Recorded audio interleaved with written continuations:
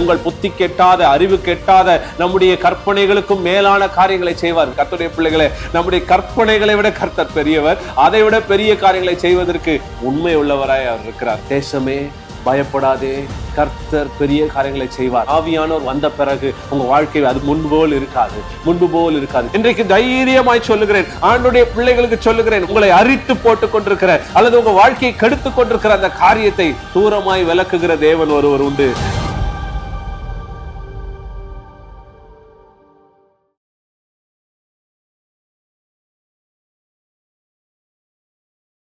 ஆண்டவராக இயேசு கிறிஸ்துவின் நாமத்தினாலே உங்களை வாழ்த்துகிறேன். ஏதேனின் சத்தம் என்ற நிகழ்ச்சியின் மூலமாய் உங்களை சந்திக்கிறதில் பெரிய மகிழ்ச்சி அடைகிறோம். கர்த்தருடைய பிள்ளைகளே, உங்களில் அநேகர் எங்களுக்கு தொலைபேசியில் தொடர்பு கொள்கிறீர்கள், எங்களுக்கு உற்சாகப்படுத்துகிறீர்கள், செய்திகள் எங்களுக்கு பிரயோஜனமாக இருக்குது என்று சொல்கிறீங்க. அநேகர் எங்களிடத்தில் ஜெப குறிப்புகளை சொல்கிறீர்கள். உங்கள் ஃபோன், நீங்கள் பண்ணுகிற ஒவ்வொரு ஃபோனும் எங்களுக்கு உற்சாகத்தை கொடுக்கிறது. தொடர்ந்து தொலைபேசியில் தொடர்பு கொள்ளுங்கள். உங்களுக்காக ஜெபிக்க நாங்கள் ஆயத்தமாக இருக்கிறோம். சேஷமாக உங்கள் ஜெப குறிப்புகளுக்காக ஒவ்வொரு வெள்ளிக்கிழமைகளிலும் திருச்சபையில் வச்சு ஜெபம் பண்ணுறோம். ஆகவே அந்த ப்ரேயர் பாயிண்ட்ஸ் எழுதி அனுப்புங்க. ஒருவேளை வாட்ஸ்அப்பில் அனுப்புங்க, அல்லாட்டி ஃபோன் பண்ணி எங்களுக்கு சொல்லுங்கள், மெசேஜ் அனுப்புங்க, இமெயில் அனுப்புங்க. கர்த்தர் உங்களுக்கு என்ன செய்கிறாரோ சாட்சிகளையும் சொல்லுங்கள். அருமையான கர்த்தருடைய சாட்சி சொல்லும் பொழுது கர்த்தர் நாம மகிமைப்படுகிறது. ஆண்டவர் நாமத்துக்கு மகிமையாக சாட்சிகளை சொல்லுங்கள். கர்த்தர் பெரிய காரியங்களை செய்வாராக. வார்த்தைக்கு நேராக கடந்து செல்வோம். யோவேல் தீர்க்கதரிசன புஸ்தகம் 2ஆம் அதிகாரம் 21ஆம் வசனத்தை வாசிக்க கேட்போம்.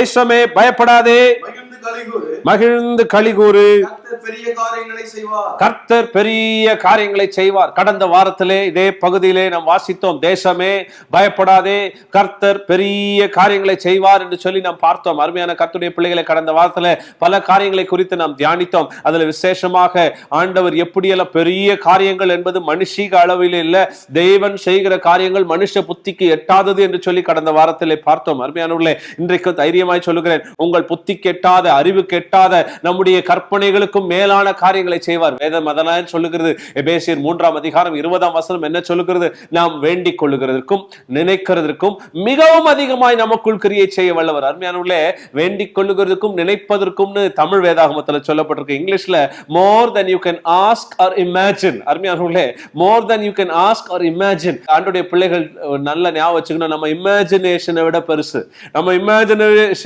நிறைய பேர் சொல்லுவாங்க, என் கற்பனை எவ்வளவு பெருசு தெரியுமா பிரதர் சொல்லுவாங்க.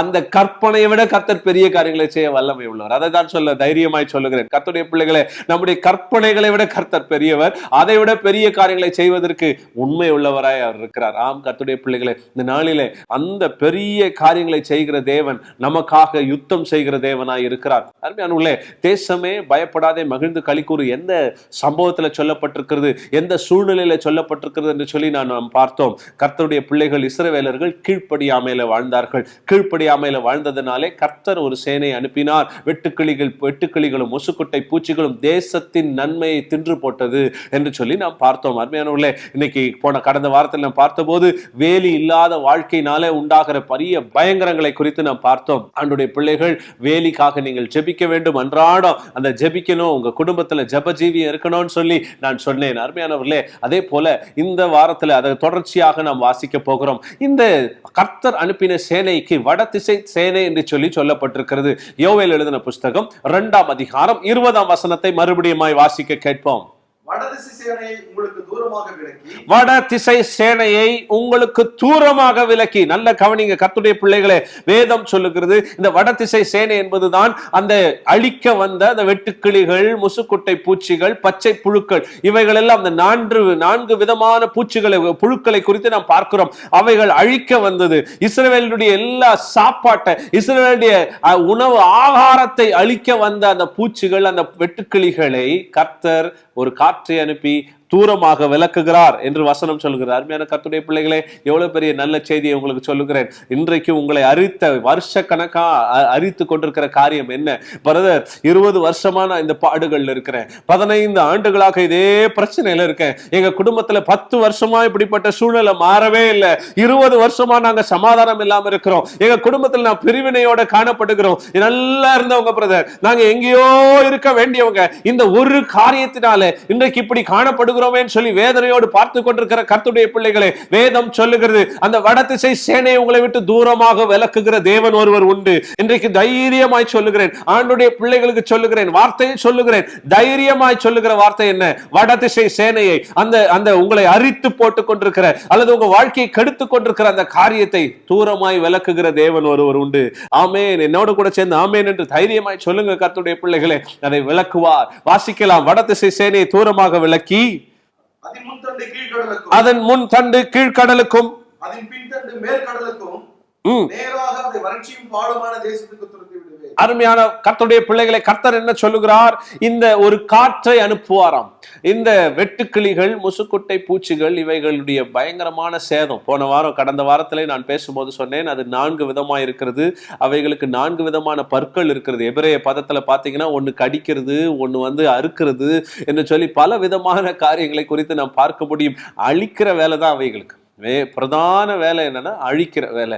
இந்த அழிக்கிற வேலையை இவைகள் செய்து கொண்டிருக்கிற போது கர்த்தர் சொல்லுகிறார், போதும், என் ஜனத்தை அழித்தது போதும், என் ஜனம் பட்ட பாடுகள் போதும், என் ஜனம் எத்தனை ஆண்டுகள் இப்படி படுவார்கள், எத்தனை ஆண்டுகள் இப்படி துன்பப்படுவார்கள், போதும் என்று சொல்லி கர்த்தர் என்ன அனுப்புகிறாராம்? ஒரு காற்றை அனுப்புகிறார். ஒரு காற்றை அனுப்பும் போது என்ன நடக்குமா? வடதிசை சேனையை கீழ்கடல் வரைக்கும், கீழ்கடல் என்பது அங்கே சவக்கடலை குறிக்கிறது, டெட் சி, கீழ்கடல் என்று சொல்லப்படுகிறது, டெட் சி குறிக்கிறது. மேற்கடல் என்று சொல்லப்படுகிறது அந்த மெடிட்டரேனியன் சி என்று சொல்லி சொல்லப்பட்டிருக்கிறது. அப்போ ஒரு சேனை, ஒரு குறிப்பிட்ட வெட்டுக்கிளிகள், ஒரு குரூப் எங்க போய் சாகுமா? கீழ்கடல் சவக்கடல்ல போய் விழுந்து சாகும். இன்னொரு குரூப் எங்க போய் விழுமா? அங்க மெடிட்டரேனியன் சி, அங்க போய் சாகுமா.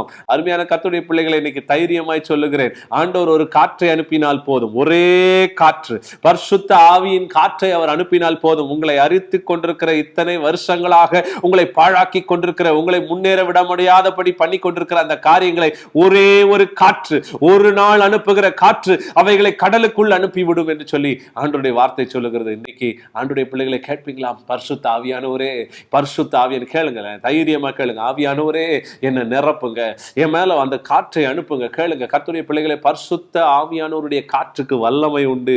பரிசுத்த ஆவியானுடைய காற்றுக்கு வல்லமைனா, கர்த்தருடைய பிள்ளைகளை, ஒருவேளை இந்த பூச்சிகள், இந்த முசுக்குட்டை பூச்சிகள், பச்சை புழுக்கள், இவருக்கு பயங்கரமானவைகள் தான். யோவேல் எழுதின புஸ்தகம் 2ஆம் அதிகாரம் 3ஆம் வசனத்தை வாசிக்க கேட்கலாம். அவைகளுக்கு முன்பாக அக்கினி பட்சிக்கும், அவைகளுக்கு முன்பாக அக்கினி பட்சிக்கும், அவைகளுக்கு பின்னாக ஜுவாலை எரிக்கும், அவைகளுக்கு முன்னாக தேசம் ஏதேன் தோட்டத்தை போலவும். இந்த வெட்டுக்கிளிகள் வருவதற்கு முன்பாக தேசம் எப்படி இருந்ததாம்? ஏதேன் தோட்டத்தை போல இருந்ததாம். நல்லா செழிப்பா இருந்தது. சில பேர் சொல்லுவாங்க, பிரதர் நாங்க நல்லா இருந்தோமே, நாங்க எவ்வளோ நல்லா இருந்தோம் ஐயா, நாங்க எப்படி ஆசீர்வாதமா இருந்தோம், ஏதேன் தோட்டம் போல எங்க குடும்பம் இருந்துச்சு. அப்படிதான் இருந்ததாம், ஏதேன் தோட்டத்தை போல இருந்தது. ஆனா வாசிக்கலாம் தொடர்ந்து. ஏதேன் தோட்டத்தை போலவும், அவைகளுக்கு பின்னாக பாழான வனாந்திரத்தை போலவும் இருக்கும், ஒன்றும் தப்புவதில்லை. அருமையானவர்களே, கர்த்தருடைய வார்த்தை சொல்லுகிறது, இந்த வெட்டுக்கிளிகள் வருவதற்கு முன்பாக அங்க எப்படி இருந்ததா? இஸ்ரவேல் ஏதேன் தோட்டத்தை போல இருந்ததா.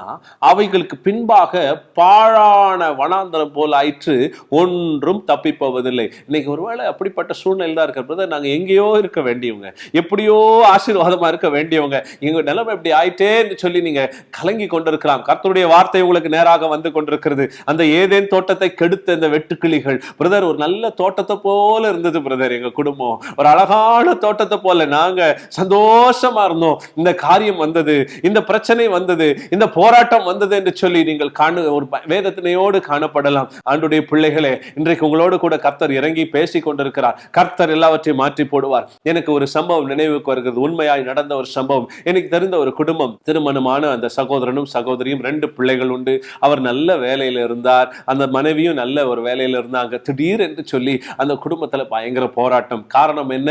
அந்த பிரதர் திடீர் என்று பாவத்தில் விழுந்து விட்டார். அவரோடு கூட வேலை செய்கிற ஒரு சகோதரியோடு கூட ஒரு தொடர்பு ஏற்பட்டு அவர் மனம் கலங்கி போயிருக்கிறார். சபைக்கு கொஞ்ச நாளா வரல. அவங்க சபை நல்லா கவனிச்சிங்கன்னா, சர்ச்சுக்கு ஆராதனைக்கு சரியா வரலன்னா பாவம் உள்ள வரும். ஏன் சர்ச்சுக்கு வாரம் வாரம் போன நிறைய பேர் சொன்னாங்க, எங்க பாஸ்டருக்கு இதே வேலை, அவருக்கு ஒரே காணிக்கை மேல ஆசை. ஒன்னும் காணிக்கை மேல ஆசையில சொல்லல, உங்களுடைய ஆத்மாவுக்காக பாஸ்டருங்க சொல்றாங்க. நிறைய பேர் நினைக்கிறாங்க, எங்க பாஸ்டர் இது இந்த நேரம் இதை சொல்றாரு. உங்களுடைய ஆத்துமாக்களுக்கு அவர்கள் உத்தரவாதியா இருக்கிறார்கள். ஞாபகம் வைத்துக் கொள்ளுங்க. உங்க காணிக்கை மேல பிரியம் கொண்ட பாஸ்டர்கள்லாம் நிறைய பேர் இல்லை. உண்மையாக உங்களை கடிந்து கொள்கிறார்கள். ஆனால் உண்மையாக உங்களை சபைக்கு வாங்க, நீங்க எப்படின்னா போங்கன்னு சொல்றவங்க இருக்கிறாங்கன்னா அதுதான் டேஞ்சர். அதுதான் உங்கள் மேல் அக்கறை இல்லாத இருக்கிறார்கள் என்று சொல்லி நான் சொல்லுவேன். கர்த்தருடைய பிள்ளைகளே, உங்க பாஸ்டர் சர்ச்சுக்கு வர சொல்றாங்கன்னா வாங்க. இந்த சபையார இந்த சகோதரன் சர்ச்சுக்கு வர சொன்னா அவர் வரல. அவரு ஏன்னா பாவம், அன்னைக்கு ஏதேன் தோட்டத்துல பாவம் செய்த போது ஆதாம் ஏவாளும் என்ன செய்தாங்க?